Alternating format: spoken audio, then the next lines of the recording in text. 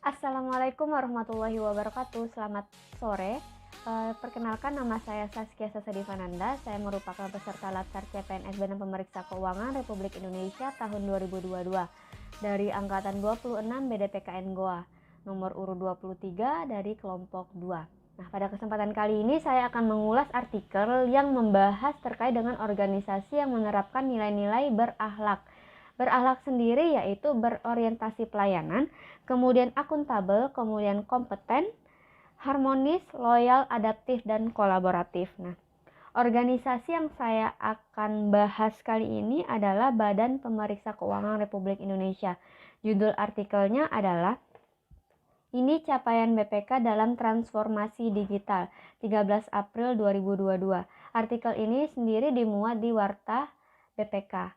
Teman-teman semua bisa lihat di website BPK, kemudian bisa dipilih Warta BPK. Langsung saja ke pembahasan setiap paragraf terkait dengan apakah ada penerapan nilai-nilai dari berakhlak itu sendiri. Paragraf pertama, Jakarta Warta Pemeriksa. Badan Pemeriksa Keuangan atau BPK terus menggencarkan pemanfaatan teknologi informasi dalam menjalankan tugas dan fungsinya. Menurut Kepala Biro Teknologi Informasi BPK Pranoto, ada beberapa capaian signifikan yang telah diraih BPK terkait transformasi digital. Nah, dari paragraf pertama ini saja kita ketahui ada dua nilai dari berakhlak yang sudah diterapkan oleh Badan Pemeriksa Keuangan sendiri. Yang pertama itu adaptif, kemudian berorientasi pelayanan. Adaptif sendiri bisa kita lihat dari kalimat terus menggencarkan pemanfaatan teknologi informasi dalam menjalankan tugas dan fungsinya.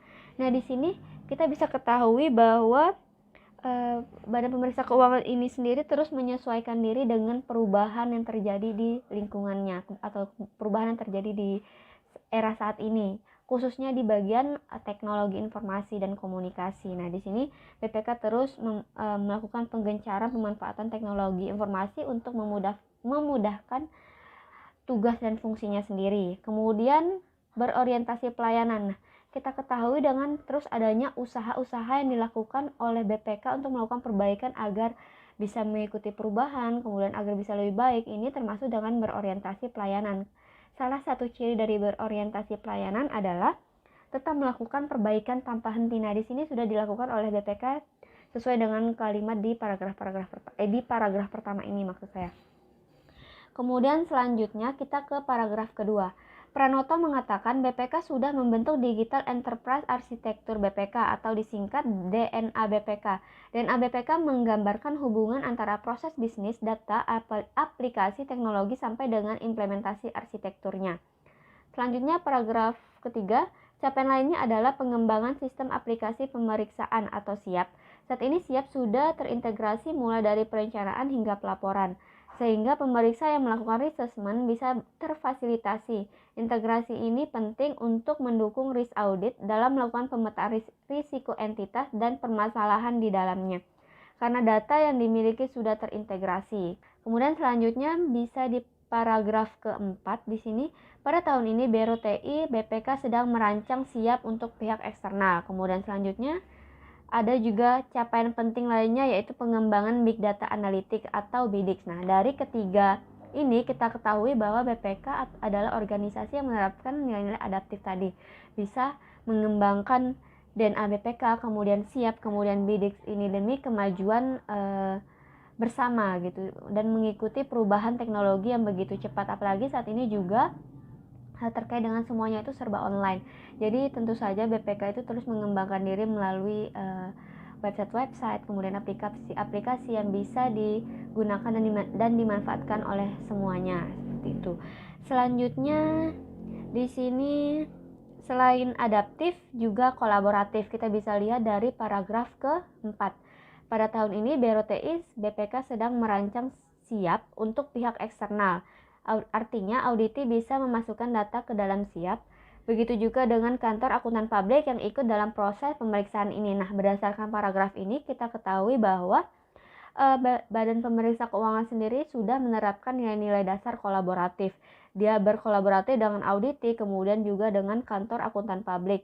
Dengan auditi bisa memasukkan data ke dalam SIAP, kemudian akuntan publik ikut dalam proses pemeriksaan.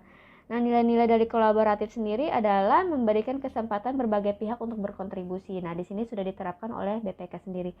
Kemudian akuntabel. Akuntabel ini bisa kita lihat dari kalimat BDX mempermudah pengambilan keputusan karena tersedia banyak data di dalamnya. Lewat BDX, kata dia, pemeriksa mampu mengidentifikasi penyimpangan-penyimpangan tertentu. Lanjut, BDX juga mampu memonitor data pemerintah daerah. Nah, berdasarkan pernyataan-pernyataan yang saya baca barusan, bisa kita ketahui bahwa di sini BPK sudah menerapkan nilai akuntabel, yaitu melaksanakan tugas dengan bertanggung jawab dan berintegritas tinggi, di mana mereka berusaha mengadakan aplikasi-aplikasi ini untuk mempermudah pengambilan keputusan. Contohnya tadi di BIDIK diadakan untuk mempermudah pengambilan keputusan karena tersedia banyak data di dalamnya. Kemudian juga BIDIK juga mampu memonitor data pemerintah daerah. Di sini mereka berusaha untuk bertanggung jawab dengan memberikan kinerja yang maksimal, yaitu melalui BIDIK ini sendiri. Jadi di sini mereka atau Badan Pemeriksa Keuangan sudah menerapkan nilai akuntabel. Oke, baik. Jadi kesimpulannya, berdasarkan satu artikel ini saja, kita bisa memperoleh 4 nilai-nilai dasar ASN, yaitu berorientasi pelayanan, kemudian akuntabel, adaptif, dan kolaboratif. Nah, tapi yang jelas, tentu saja BPK sendiri sudah menerapkan ketujuh dari nilai-nilai dasar ini, dari nilai dasar berakhlak ini sendiri. Cuma dari satu artikel ini saya sendiri menemukan 4 nilai dasar. Nah, mungkin itu saja dari saya. Lebih kurangnya saya mohon maaf. Jika masih ada kekurangan temuan yang saya peroleh dari nilai-nilai dari paragraf-paragraf ini, mohon dimaafkan. Wassalamualaikum warahmatullahi wabarakatuh.